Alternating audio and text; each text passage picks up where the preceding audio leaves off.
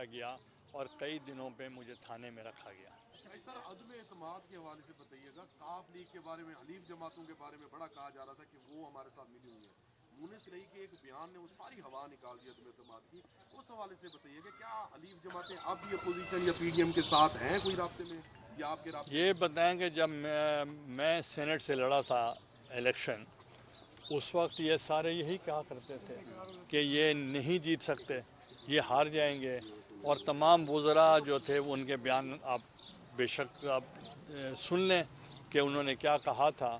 تو اس وقت ہم نے تو کوئی نہیں کہا تھا کہ ہمارے ساتھ کون ہے کون نہیں ہے، بلکہ پرائم منسٹر نے کہا تھا کہ میرے 16 لوگ ایسے ہیں جنہوں نے ڈیفیکٹ کیا ہے۔ وہ مجھے نہیں کہا، ان کے لائر نے الیکشن کمیشن آف پاکستان میں بیان دیا ہے کہ اور الیکشن کمیشن آف پاکستان نے کہا کہ ان 16 لوگوں کے نام لے آئیں۔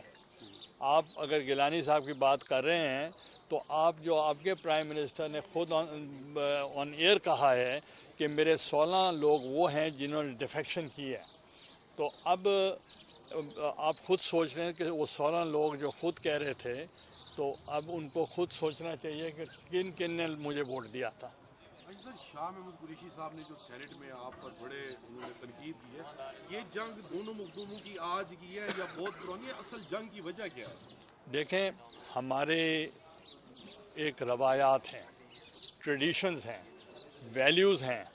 ہم نے کبھی اپنے مخالف کو بھی ہم نے برا بھلا نہیں کہا، اور یہ روایت آج کی نہیں ہے، یہ شروع سے چلتی آ رہی ہیں، اور ملتان میں کبھی ایسی بات نہ پہلے ہوئی ہے نہ آئندہ ہوگی۔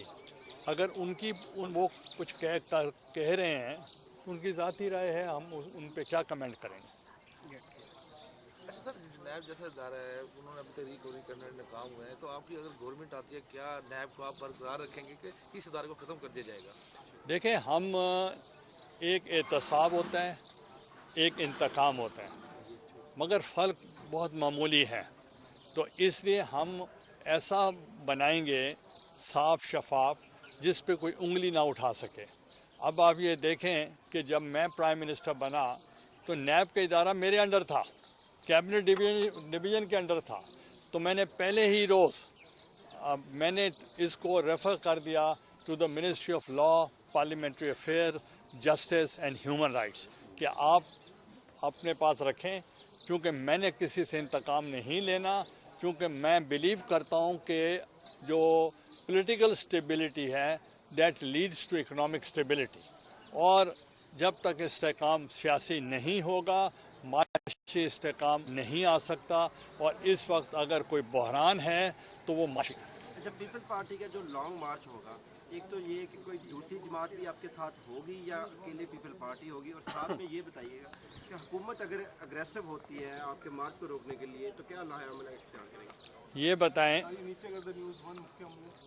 یہ مجھے بتائیں کہ جب ملتان میں یوم تاسیس ہوا تھا پاکستان پیپلز پارٹی کا، اس میں پی ڈی ایم کی جماعتوں نے بھی شمولیت، ہم نے سب مل کر کیا تھا، تو اس وقت سختیاں نہیں دیکھی تھی آپ نے؟